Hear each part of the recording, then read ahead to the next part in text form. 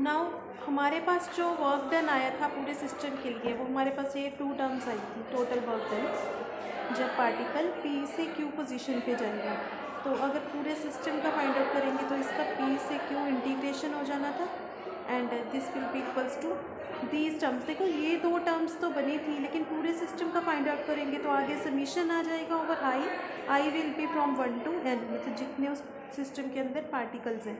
तो लिमिट ये आई पे भी आ जाएगी पूरे सिस्टम का फाइंड आउट करने के लिए।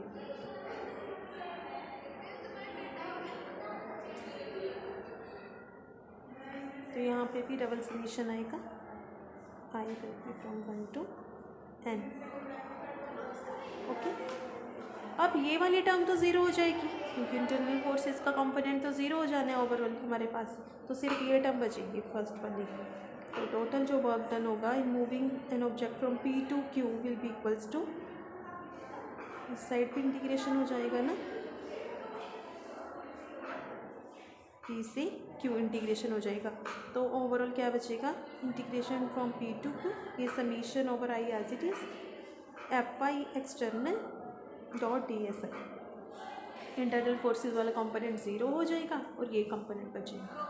अब देखिए F को dp/dt लिखेंगे सेम वे से जैसे हमने प्रीवियस टॉपिक में सिंगल पार्टिकल के लिए किया था कि F को dp/dt पुट करेंगे, P को mv पुट करेंगे, फिर DSI की वैल्यू vi/dt लिख सकते हैं। तो वो सेम प्रोसीजर जब हम रिपीट करेंगे ना, तो हमारे पास बचेगा ये जो इंटीग्रेशन है वो तो एज इट इज़ ही रहेगा, समीशन ओवर आई है, इस समीशन को चाहे आप बाहर ले आइए, तो integration from P to Q, और यहाँ पे हमारे पास जो टर्म बचेगी ना वो होगा हाफ mi vi स्क्वायर, और लिमिट पुट करेंगे P to Q। इंटीग्रेशन करने के बाद हमारे पास जो ओवरऑल टर्म आएगी ना वो हमारे पास ये आएगी half mi vi square and P to Q, क्योंकि डेरिवेटिव इंटीग्रेशन कैंसिल आउट हो जाते हैं ना आपस में, तो ये बचेगा हमारे पास। ओके, अब ये जो टर्म है ये Ti को बता रहे हैं, आई पार्टिकल की काइनेटिक एनर्जी को, इसे हम लिख सकते हैं summation over I Ti limit from P to Q। तो पहले अपर लिमिट पुट करेंगे फिर लोअर, तो ये टोटल सिस्टम की एनर्जी आ जाएगी क्योंकि समीशन आ गई।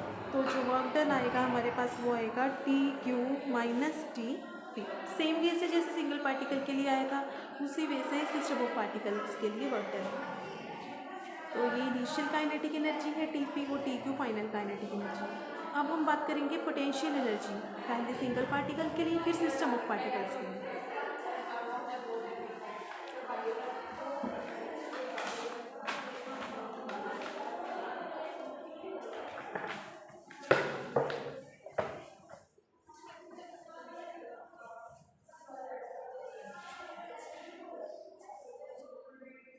पोटेंशियल एनर्जी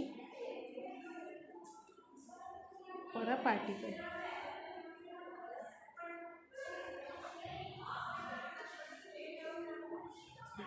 देखिए हमें पता है कि जो कंजर्वेटिव फोर्सेस के लिए, कंजर्वेटिव फोर्सेस जब एग्जिस्ट करती हैं तो हम फोर्स को माइनस ग्रेड V लिख सकते हैं, ठीक है। अब इस केस में जो V है वो स्केलर पोटेंशियल है, यहाँ पे स्केलर पोटेंशियल एनर्जी को बता रहे हैं, तो F vector dot ds vector को हम लिख सकते हैं minus grade V dot DSI vector V पे इसलिए नहीं लगा रहे क्योंकि V is the potential and potential is a scalar function, तो F डॉट ds को हम ये लिख सकते हैं।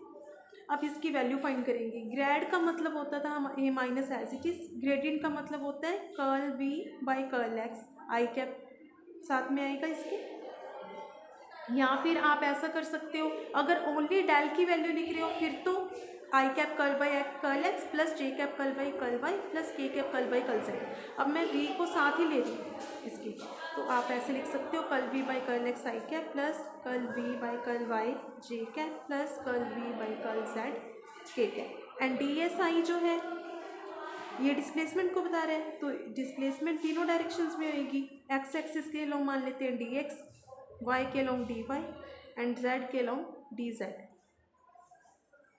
तो ओवरऑल जो यहाँ से वैल्यू हमारे पास बनेगी F vector dot ds vector की, इट बिकम्स, नेगेटिव को कॉमन लिया, curl V by curl x dx plus curl V by curl y dy plus curl V by curl z dz। Okay, तो इसको overall हम क्या लिख सकते हैं, देखो कर्ल एक्स इधर भी चेंज है इधर भी चेंज है, ओवरऑल फिर ये किस फंक्शन को बता रहे हैं, डी वी को, बिकॉज डी वी को हम ये फैक्टर लिख सकते हैं। ये आपको इस यूनिट के स्टार्टिंग टॉपिक्स में बताया भी था, तो फर्स्ट यूनिट में आपको बताया था ये कॉन्सेप्ट। तो इसको हम ओवरऑल लिख सकते हैं डी वी, तो F vector dot D S vector is equal to minus D V क्या गया, बिकॉज डी वी की वैल्यू यही होती है, ठीक है। तो इस वजह से हम इसको ऐसे नोटेशन दे सकते हैं। Now work done find out करेंगे। Work done in moving object from P to Q will be equals to integration from P to Q F vector dot D S vector, F vector dot D S vector की value put कर दीजिए minus D V from P to Q. अब potential का integration क्या बनेगा, D V, ये potential का integration है तो वी बचेगा। So work done will be equals to minus V from P to Q, तो ये आ जाएगा आपके पास माइनस वी क्यू, फिर माइनस माइनस प्लस हो जाएंगे, लोअर लिमिट, इसको आप लिख सकते हो W P Q is equal to V P minus V Q. तो वर्क डन यहाँ से आ रहा है हमारे पास इनिशियल पॉइंट पे जो पोटेंशियल एनर्जी है हमारे पास माइनस फाइनल पॉइंट पे जो पोटेंशियल, इन दोनों का डिफरेंस के इक्वल है। अब ये तो सिंगल पार्टिकल की बात थी, अब सिस्टम ऑफ पार्टिकल्स के लिए करेंगे। अब तो सिस्टम ऑफ पार्टिकल्स के लिए करते हैं।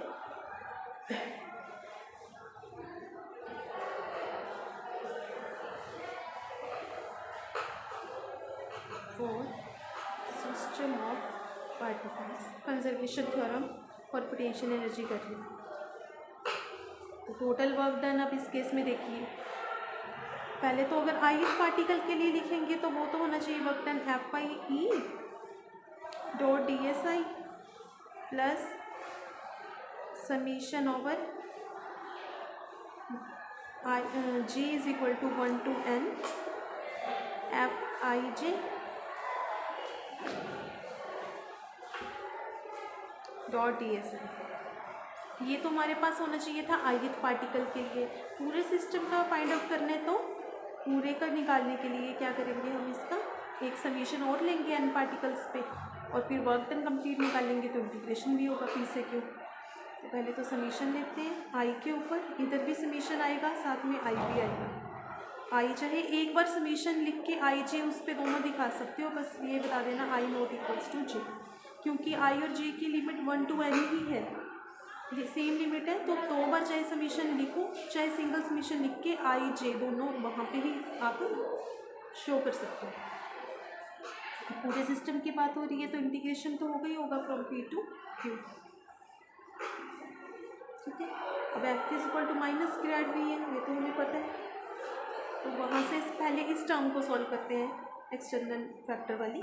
तो F I E dot D S I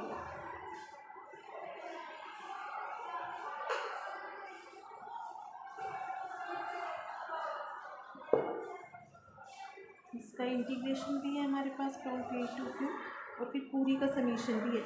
summation को चाहे आप इंटीग्रेशन से बाहर ले आओ, क्योंकि पहले इंटीग्रेशन ही सॉल्व होगा ना, तो चाहे समीशन को ऊपर बाहर रख लेते हैं। अब देखिए क्या बनेगा, summation as it is, integration as it is. F को लिखेंगे minus grad V, ith particle के लिए फोर्स है तो माइनस डेल आई आएगा फिर यहाँ पे, और पोटेंशियल की भी साथ नोटेशन आई आएगी, डी एस आई। ठीक, अब इसको हम क्या लिख सकते हैं, ये हमने जैसे पहले लिखा था, ये हमारे पास बनेगा डी वी, ठीक है, और साथ में जो डी एस आई है वो हमारा एज इट इज़ ही रहेगा।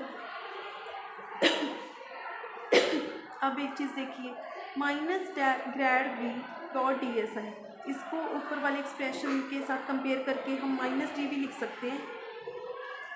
तो मैं डायरेक्टली यहाँ पे लिख रही हूँ माइनस डी वी, लेकिन जब इंटीग्रेशन करूँगी डी वी का तो ओनली वी बचेगा मेरे पास, तो माइनस वी और लिमिट पुट हो जाएगी पी टू क्यू, और जो ये समीशन है बाहर वाला, ये समीशन एज इट इज़ आ जाएगा ओवर आई, ठीक है।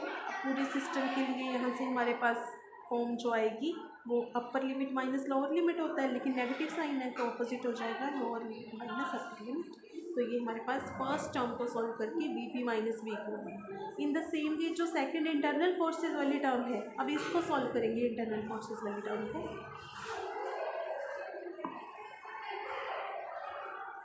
तो देखिए ये टर्म है हमारे पास summation over I J, I not equals to J, integration from P to Q F I J D S I, ये टर्म थी ना।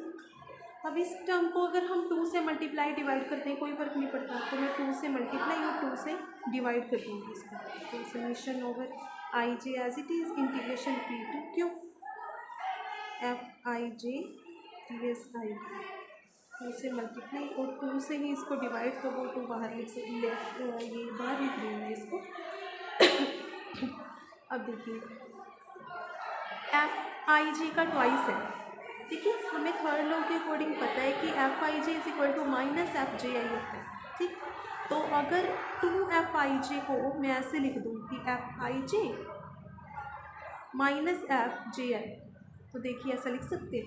एफ जी आई का मतलब minus F I J put कर दोगे तो माइनस माइनस प्लस और 2 F I जे हो जाएगा, तो 2 एफ आई जे को इट मीन्स ऐसे लिख सकते हैं, तो यहाँ पे पुट कर दीजिए अबव टर्म। तो इस एक्सप्रेशन के अकॉर्डिंग हमारे पास वैल्यू क्या बनेगी, हाँ summation over I J I not equals to J F I J minus F J I dot D S I, ठीक। नाउ एफ को minus del V minus grad V लिखते हैं ना आप, डेल ऑपरेटर तो होता है, इसे तो ओनली डेल बोलते हैं। जब इसके साथ कोई स्केलर फंक्शन आ जाता है तो ग्रेडियंट ऑफ वी बन जाता है। तो अब इसको हम वैल्यू पुट कर देंगे एफ आई, जैसे एफ होते हैं माइनस ग्रेड वी, तो एफ आई जी जब लिखेंगे, ये देखिए ध्यान से, एफ आई जी लिखना हो, एफ माइनस ग्रेड वी होता है। जब एफ आई जी लिखना है तो हमारे पास जो ग्रेडियंट आएगा वो आई के करस्पॉन्डिंग आएगा और वी आई जे दोनों पोजीशंस के करस्पॉन्डिंग वी आई के। सिमिलरली जैसे आप जे आई को लिखना हो तो माइनस ग्रेड, जो ग्रेड लेंगे वो तो फिर जो पहले होते हैं ना, जैसे जे पहले है, जो भी हमारे पास पहले नोटेशन होती है ग्रेडियंट तो उसका आएगा, जो वी है वो फिर जे आई एज इट इज़ फोर्स वाले कॉम्पोनेंट का आ जाता है। तो ये वैल्यू यहाँ पे पुट कर देंगे, तो हमारे पास ये एक्सप्रेशन बनेगा, हाँ summation over I J integration from P to Q और minus del I V I J D S I plus इसलिए क्योंकि माइनस माइनस प्लस हो जाएंगे, डेल जे वी जे आई और डी एस आई, ये टर्म बचेगी आपके पास, ठीक है। ये ओवरऑल टर्म हमारे पास बच रही है। अब जो डेल आई मतलब जो डेल के साथ नोटेशन है ना आई जे एक्चुअली इंटरचेंजेबल है, क्योंकि ये तो वैसे ही हमने एक डमी नोटेशन दी है। आई जे बेसिकली पार्टिकल की पोजीशन को बता रहा है, तो आई और जे को इंटरचेंज कर सकते हो, क्योंकि आईएथ भी एक पार्टिकल की पोजीशन है, जेएथ भी एक पार्टिकल की पर्टिकुलर पोजीशन है, तो ये इंटरचेंजेबल है, इनको हम इंटरचेंज कर सकते हैं। सो अगर हम इनको इंटरचेंज करेंगे तो डेल जे की जगह मैं डेल आई लिख सकती हूँ, ठीक है, और वी जे आई की जगह वी आई जे लिख सकती हूँ। तो यहाँ से हमारे पास वैल्यू बनेगी half as it is summation as it is integration from P to Q minus del I V I J D S I as it is, साथ में यहाँ पे del I V I J D S I, ठीक है। तो यहाँ से हम इसे ऐसे रिप्रेजेंट कर सकते हैं। अब आगे देखिए, जो ये हमारे पास वैल्यू है ना, इसमें देखिए कुछ कॉमन आ रहा है हमारे पास, यहाँ से डेल आई वी आई जे, ये चीज़ को हम कॉमन ले सकते हैं, ठीक है। तो हमारे पास जो वैल्यू बनेगी, की वैल्यू पुट की थी हमने और टी एस आई की वैल्यू पुट की थी, ये मैं आपको इस पॉइंट के बाद नेक्स्ट वीडियो में डालती हूँ, बिकॉज ये वीडियो जो है अदरवाइज़ ज़्यादा लॉन्ग हो जाएगी। Thank you.